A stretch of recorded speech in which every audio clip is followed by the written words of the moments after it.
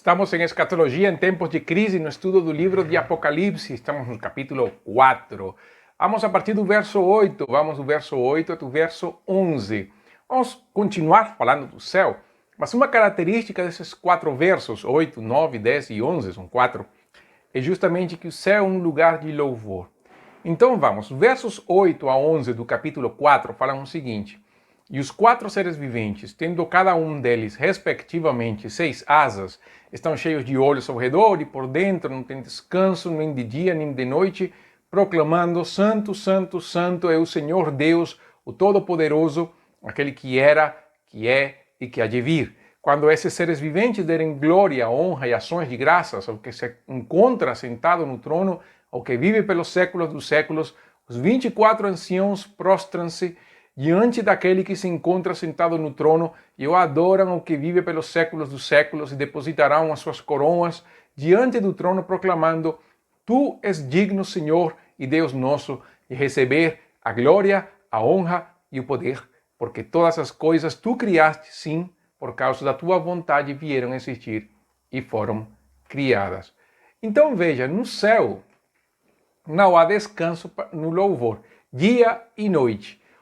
Todos louvam a Deus pela sua eternidade, pela sua imutabilidade. O louvor parece que no céu é contagioso. Os 4 seres viventes começam, os 24 anciãos continuam.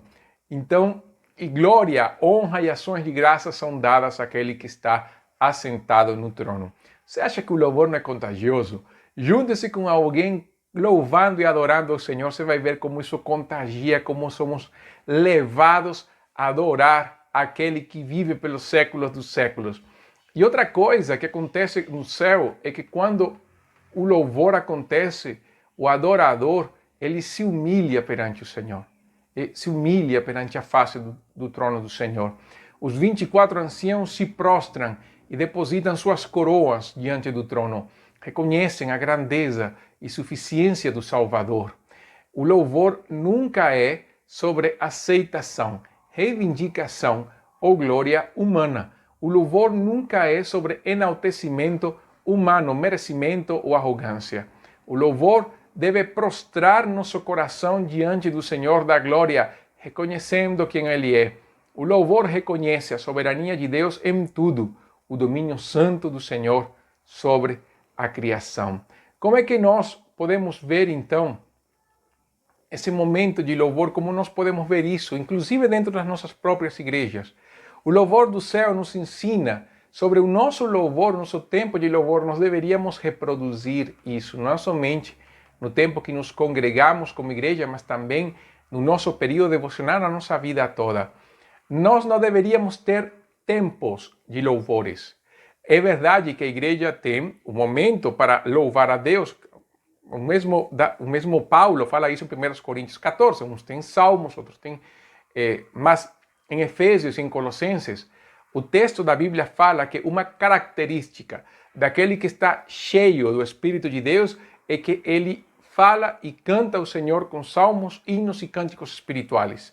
Não somente canta, mas também fala.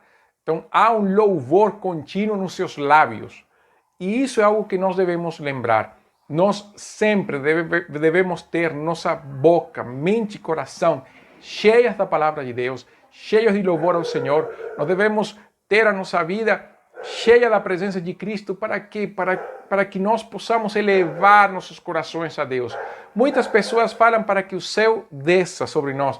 Na verdade, é para elevar nossa vida a Deus, para que nós possamos contemplar a beleza do Senhor, e contemplando a beleza do Senhor, conseguimos enxergar a realidade do mundo, as tentações, as riquezas, a avareza deste mundo como nada perante a grandeza do Senhor da glória.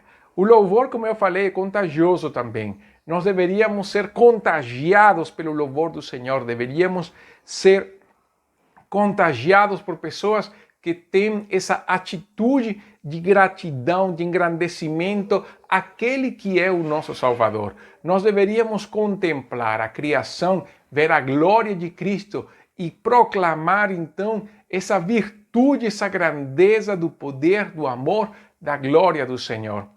E a adoração deveria nos levar à humilhação. Num tempo onde as músicas são mais reivindicativas, são mais humanistas e antropocêntricas, o céu do Apocalipse 4 me lembra que o foco do louvor é Jesus. O foco da nossa vida é Cristo e que eu não tenho que cantar aquilo que Deus me dá. Eu tenho que cantar aquilo que Deus é. Eu tenho que exaltar aquilo que Deus é. Por quê? Porque o seu nome, as suas maravilhas, os seus atributos o tornam digno de ser quem Ele é, digno de ser louvado, digno de ser exaltado. E eu me humilho perante o Senhor porque eu reconheço, quando eu louvo ao Senhor, que Ele é o todo. Ele é suficiente. Ele é a razão da minha existência. Ele é tudo o que eu preciso. Ele é tudo o que eu quero. Ele é tudo o que eu necessito. O louvor reconhece a soberania de Deus. Quando eu louvo a Deus, eu sei que todas as fontes da minha vida estão no Senhor. Eu reconheço que todo o sustento da minha vida está no Senhor. Eu reconheço que eu sou nada fora dele. Por isso, quando nós contemplamos o Apocalipse, ele não é somente um livro que fala do futuro. Ele é um livro que mostra Jesus. Lembre, o próprio João começa isso. É a revelação de Jesus Cristo. O foco do Apocalipse é Jesus. E o louvor do livro Apocalipse nos vai levar justamente para o Cordeiro de Deus, para o Filho de Deus, para o leão da tribo de Judá. O trono de Deus é um trono eterno, incomparável, inamovível, por causa daquele que está sentado no trono. Lembre, no meio de todo este momento tão difícil, no meio de toda esta pandemia, no meio de todas estas dificuldades, o Senhor está no trono, Ele nunca desceu do trono, nunca cederá. Se a Bíblia fala que o mundo jaz no maligno, se refere ao sistema deste mundo. As pessoas que vivem neste mundo sem Jesus vivem à mercê de um pensamento satânico perverso que procura destruir suas vidas. Mas, na verdade, quem governa e rege com vara de ferro é o Senhor. Satanás nem tenta usurpar o trono do Senhor, porque ele sabe quem é o maior. E contemple, e nós devemos contemplar o poder, a glória e o senhorio de Jesus. Nós devemos aprender a contemplar Deus, a olhar para o Senhor, a ter um tempo de louvor dedicado a Ele, a expressar no nosso coração as grandezas e as virtudes do Senhor, a que nós possamos, de uma maneira criteriosa, saber o que nós cantamos. Porque tem muita música que se chama de louvor, mas não é. Tem muita música que fala de Deus, mas na verdade não representa Deus. Tem muita música que mostra a Deus como um servo dos homens. Tem muita música que fala de Deus como alguém que vai fazer algo por mim, para mim e em mim, por causa de mim. E não é bem assim. É justamente o contrário. Nós louvamos um Deus que está acima de nós, mas que se aproximou a nós por meio de Jesus. Nós louvamos a Deus, um Deus que, sem merecer, sem nós merecermos, semelhante graça, amor e misericórdia, Ele estendeu. Por quê? Porque a justiça dele foi paga por Jesus na cruz. Então nós podemos ter esse momento de louvor maravilhoso por isso. Louvemos ao Senhor e prostremo-nos diante da sua majestade e santidade. E com isso nós encerramos o capítulo 4, mas o capítulo 5 continua lá no céu. Na verdade, João está lá no céu contemplando tudo. A partir do capítulo 4, toda a contemplação de João acontece no céu, olhando na perspectiva da eternidade o que acontece.